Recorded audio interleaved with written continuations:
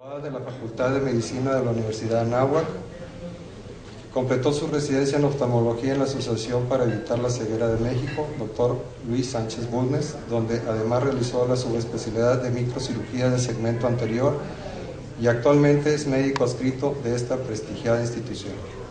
La doctora Lorenzo se especializa en cirugía de catarata, cirugía de segmento anterior, trauma y reconstrucción de segmento anterior. Sus áreas de interés son las nuevas opciones lenticulares, refractivas y para el manejo de la presbicia. Doctora, por favor, le pido por favor que pase para que nos haga favor de dar su plática.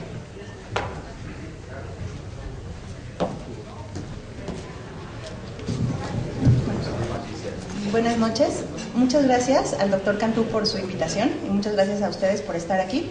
Vamos a platicar hoy específicamente del Cristalens, que es una opción para pacientes con catarata y presbicia. Entonces, bueno, como introducción tenemos que presbicia viene del prefijo griego que quiere decir anciano. Por lo tanto, pues a nadie le gusta tener esta entidad, ya que se refiere únicamente, es muy descriptivo de ella una persona que está pues envejeciendo. Se define como una disminución progresiva en la capacidad de enfocar objetos cercanos y actualmente hay una tendencia mundial hacia la cirugía facorrefractiva. No sé si tenemos un señalador, por favor. ¿Cuál es la importancia? Actualmente los pacientes se están operando cada vez más jóvenes y ya no son los mismos pacientes de antes, en donde se quería... muchas gracias. En donde únicamente se buscaba quitar la catarata y con eso el paciente estaba viendo bien, sin importar exactamente que quedara hemétrope o que quedara con una visión muy buena. Actualmente el paciente ya es muy exigente y a veces incluso llegan ellos mismos solicitando cierto tipo de lente, ya que actualmente por medio del internet y la literatura los pacientes tienen acceso a mucha información, pues ellos mismos pueden pedir llegar a nuestra práctica privada exigiendo cierto tipo de lente y si nosotros ni siquiera lo conocemos, pues podemos perder ese paciente. Entonces tenemos que conocer todas las opciones que actualmente existen para el manejo de catarata y específicamente de la presbicia. Entonces, bueno, como les comentaba, actualmente ya hay una tendencia mundial a hacer cirugía facorrefractiva. Ya no queremos solamente que los pacientes vean bien, sino que queremos que queden perfectos, que no queden con ningún defecto refractivo. Y bueno, como les comentaba, cada vez pacientes en edades más jóvenes están operando y pues desean no usar ningún tipo de corrección. Bueno, como todos sabemos, existen muchas diferentes opciones para el manejo de la presbicia. Sin embargo, en esta plática nos vamos a enfocar exclusivamente en la cirugía del cristalino. Entonces, tenemos diferentes tipos de lentes. Estos, bueno, se dividen en tres grupos. Los primeros son los lentes multifocales refractivos, los lentes apodizados difractivos y los lentes acomodativos. En este caso el término correcto es pseudoacomodativo. ¿Cuál es la diferencia entre estos? Aquí tenemos en estas dos imágenes inferiores, tenemos los lentes difractivos apodizados, tienen dos puntos focales, uno para lejos y otro para cerca. Esto hace que la imagen no sea clara y obviamente pues es mucho peor en los lentes multifocales, en donde existen diversos puntos para el enfoque. El Cristalens es el único lente monofocal que nos da un punto focal único con el cual no se altera la calidad en la visión, ya que en estos dos los rayos de luz se tienen que distribuir entre la visión lejana y cercana y por lo tanto se afecta la calidad visual, lo que no ocurre con el Cristalens.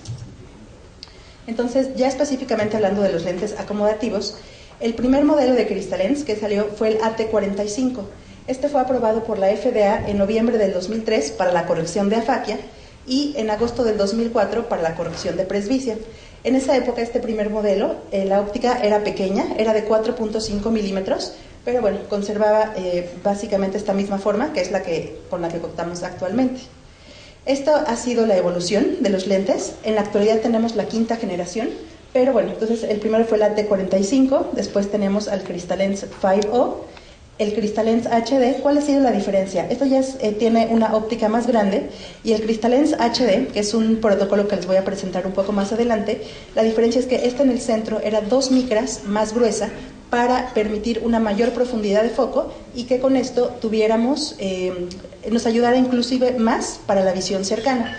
Sin embargo, este lente era muy sensible al descentramiento, por lo tanto, con un pequeño descentramiento, entonces los pacientes ya no estaban tan contentos y tenían aberraciones.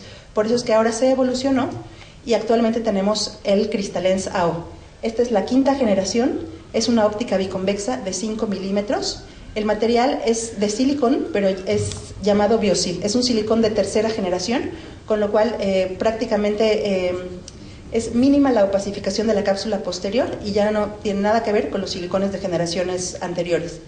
Las asas son asas flexibles con bisagras. Estas bisagras son las que van a permitir el movimiento del lente en un eje antero-posterior.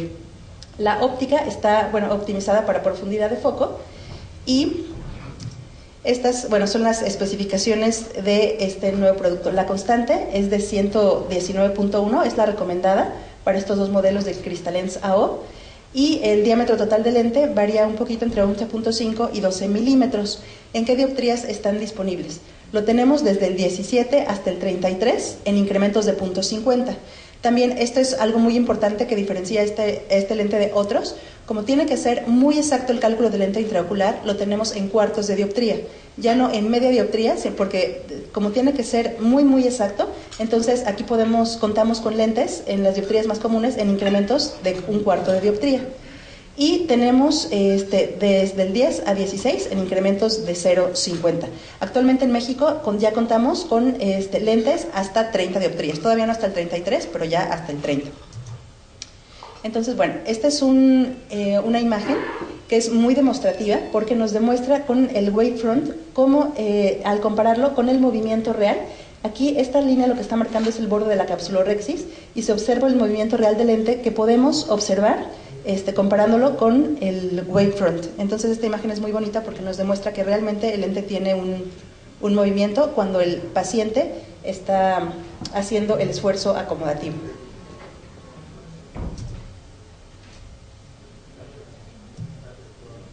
Entonces, ¿cuál es la indicación de este lente? Bueno, la indicación principal es para el tratamiento de la catarata y la corrección visual de la afaquia, así como de la presbicia. Nos proporciona una adecuada visión cercana, intermedia y lejana, con una disminución en la dependencia a los lentes. ¿Esto por qué lo subrayamos? Porque el éxito de este lente tiene mucho que ver con las expectativas visuales de los pacientes. Si nosotros le prometemos al paciente que va a ver perfecto de lejos, perfecto intermedio y perfecto de cerca, el paciente va a tener expectativas muy altas y probablemente vaya a decepcionarse en algún momento. Entonces, este lente lo que hace, y también así lo dice también la casa comercial, es disminuir la dependencia a los lentes. Entonces, a mí me gusta mucho explicarles a los pacientes que si están, por ejemplo, en un restaurante, a lo mejor van a alcanzar a ver perfectamente el menú, pero si van a estar leyendo durante un tiempo muy largo, que a lo mejor sí pueden requerir de una gradación pequeña para ciertas actividades, y los pacientes lo entienden muy bien. Entonces, tiene mucho que ver qué expectativas tienen los pacientes y la forma en que nosotros lo explicamos y cómo manejamos la situación para que las expectativas sean reales y tenga un alto éxito, tengamos un éxito muy grande con los pacientes. Entonces, la selección adecuada es muy importante. Recordemos, esto aplica para todos los tipos de lentes para presbicia, que debe ser personalidad tipo A. A veces tendemos a excluirla, o también depende mucho de a qué se dedica el paciente, ¿no? A lo mejor en un piloto lo vamos a pensar 2 veces, pero para la gran mayoría de los pacientes sí es una opción muy buena, pero sí hay que seleccionar muy bien cada caso. ¿Cuáles son las recomendaciones para el cálculo de lente? Como les comentaba anteriormente, el cálculo de lente es muy importante. Por lo tanto, se recomienda hacer únicamente con interferometría o con ecografía por inmersión. La ecografía por contacto está contraindicada, ya que recordemos que alguien que tenga la mano un poquito más pesada, pues nos va a dar un error importante en el cálculo de lente y obviamente pues no vamos a cumplir con las expectativas y no vamos a llegar a la himetropía, que es lo que estamos buscando.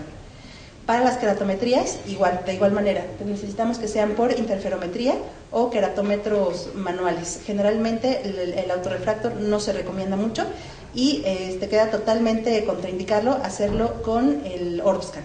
Es muy importante no hacerlo porque esas son queratometrías simuladas y no son las queratometrías reales. ¿Qué fórmula debemos utilizar? Se recomienda la fórmula de SRKT para ejes axiales de 22 milímetros o mayores, o la Holaday 2 en pacientes que tengan longitudes axiales menores a 22 milímetros o queratometrías que se salgan un poquito fuera del rango en menores de 42 o mayores de 47. Aquí es muy importante. Nosotros, cuando estamos colocando el Cristalens, nosotros podemos hacerle, por ejemplo, un IOL Master. Todos estos datos podemos mandarlo a los expertos que están en Estados Unidos y ellos también nos generan una recomendación, sobre todo en pacientes que tienen, que son miopes o hipermétropes altos, y ahí a lo mejor tenemos un poquito de duda o queremos corroborarlo. Podemos pedir una recomendación a Estados Unidos y ellos no la mandan, a lo mejor nos piden algunos otros datos, por ejemplo, el grosor del cristalino, la distancia blanco-blanco, que son algunos otros que generalmente no lo tomamos de manera regular, pero esto nos ayuda a tener una mayor exactitud en el cálculo de lente. Entonces es una herramienta más que nos ayuda para que esto quede muy, muy exacto. Yo en todos los casos lo solicito, a pesar de que ya afortunadamente quedan muy cerca de lo que nosotros estamos buscando como objetivo. Siempre yo como rutina pido la recomendación para que nos ayuden, ¿no? Y para estar con mayor seguridad a la hora de solicitar el lente intraocular. La capsulorhexis, esto es algo muy, muy importante. La capsulorhexis debe ser entre 5.5 y 6 milímetros. ¿Por qué? Porque recordemos que el lente funciona a través de un movimiento antero-posterior. Entonces, la capsulorhexis debe ser lo suficientemente grande para permitir el movimiento, o sea, debe ser más grande que la óptica para permitir este movimiento, pero tampoco debe ser demasiado grande, no debe estar tampoco demasiado grande, porque entonces las bisagras se pueden desplazar en forma anterior y el lente puede salir de su posición. Sobre todo en los primeros días postquirúrgicos es muy importante mantener la posición posterior del lente. Entonces la capsulorhexis sí debe ser entre 5.5 y 6 milímetros y se recomienda hacerlo pues con un marcador de córnea o simplemente medir antes para que quede muy, muy exacto. Y es muy importante también esto, asegurar que se encuentre completamente por dentro de la bolsa capsular. Ya más adelante les voy a comentar de un caso que tuvimos en donde quedó una de las partes del lente quedó por fuera, quedó en el surco ciliar y ya fue sumamente difícil colocarlo nuevamente en la bolsa. Entonces es muy importante que desde el principio nos aseguremos que esté dentro de la bolsa capsular. La posición posterior que les comentaba y el centramiento adecuado. Estos son también dos factores muy importantes durante la cirugía que debemos de tomar en cuenta. ¿Cuáles son las contraindicaciones? No se recomienda en pacientes con astigmatismos corneales mayor a 1 dioptría. Nosotros para efectos del protocolo lo hicimos un poco más estricto a astigmatismos corneales menores a 0,75. Pacientes con glaucoma, con aniridia, con microoftalmos, cataratas congénitas, cualquier patología ocular en realidad o cirugías oculares previas. Obviamente un paciente con cirugía refractiva está contraindicado porque el cálculo de lente, pues todos sabemos que es sumamente difícil en este tipo de pacientes.